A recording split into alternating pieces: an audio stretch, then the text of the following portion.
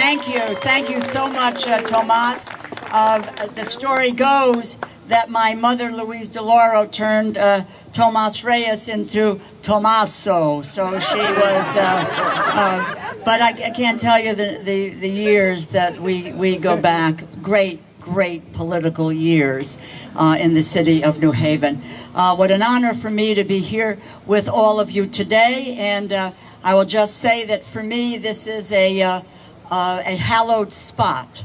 As I not so much about myself, but about my mom and dad. And my dad being deceased so many years ago, but I can still see him, pipe in hand, walking through this park. He knew everyone, knew and was so committed to making sure that we had a political process that worked and in a process that was inclusive of everyone. And I would just say this to Tony, that it is the quote from my mom, which was in 1938, Tony, that I think gives us advice to all, excuse me, gentlemen, all of the women who are involved in politics. My mother said in 1938, not yet married to Ted DeLauro, but the secretary of the 10th Ward Democratic Club.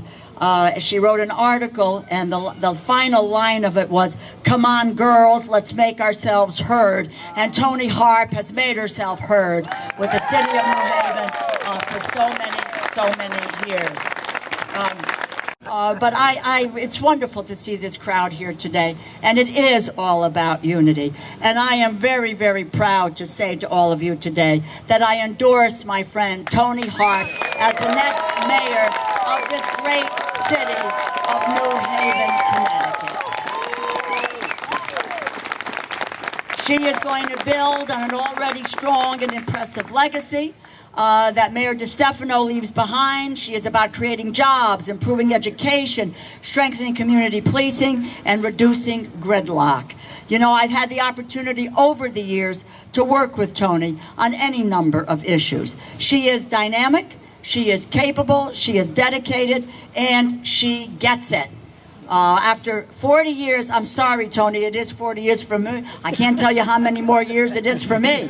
But, you know, it's about her values. Her values have been shaped by the hopes and aspirations of working people in the city of New Haven. The values of hard work, of faith, of service, and of family.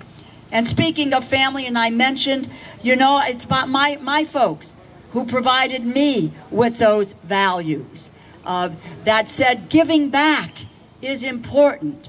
Being involved and sharing the responsibility of what happens to our neighbors and our friends, we take that on. We are not doing what we do because we're in it for ourselves.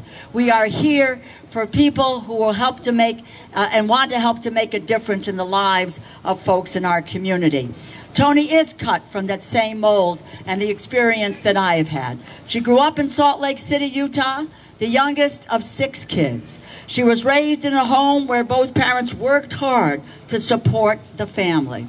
Her mom worked for Greyhound bus lines and was a proud teamster. Her father worked for the Santa Fe Railroad. And after going to college in Chicago, she moved here to New Haven, and she has been giving back to this community ever since. As a human resources employee for the city of New Haven, she helped organize AFSCME Local 3144 and became the HR department's first union steward. I say that because we have similarities. At a time in my life, Toni, when I was relegated to not being able to do anything in the city for a variety of reasons we won't go into, I spent my time organizing the management union for the city of New Haven. So, and it's wonderful to see the array of working people and labor organizations who stand tall with you in this effort. And as that human resources employee for the city of New Haven, a homeless director, service director at the Cornell Scott of Scotty's Hill Health Center. She works hard to see that the most vulnerable men and women in our community can get access to the health care that they need. She ran for, she served on the Board of Aldermen to make sure that New Haven's needs were being met, and for the past 20 years she has been our state senator from the 10th district. And there, quite honestly, many of you may know, but many may not, she has earned the reputation as both an extraordinarily hard worker and, I quote, the conscience of the Senate. That she has, helping victims of abuse and assault and improving our public health, which is what she does in her professional life. She will bring the intensity and the passion that she has, the grit and the determination, and that same skill to the mayor's office. None of us can wait, Tony, until you are sitting at that desk in that office. And I have worked in City Hall. I have worked in the mayor's office. I know, and so has I worked with Marty Looney right next door to him for many, many years in making sure that there's the quality leadership, because that's where it begins, that's where it ends. Government can move and do what it needs to do. Honestly, it's about the quality, and you are the quality that will make government work for us.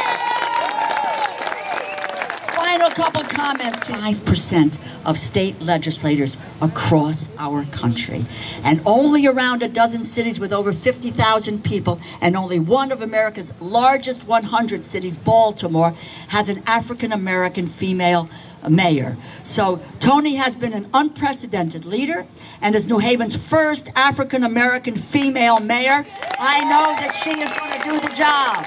She's going to accomplish it for all of us. And ladies and gentlemen, I have the great honor and privilege of introducing to you, you know her well, you know her as well as I do, someone who is dedicated, someone who is committed, someone who has the smarts, but someone who has the vision of where this city should go in the future. Ladies and gentlemen, the next mayor of the city of New Haven, Tony Hart.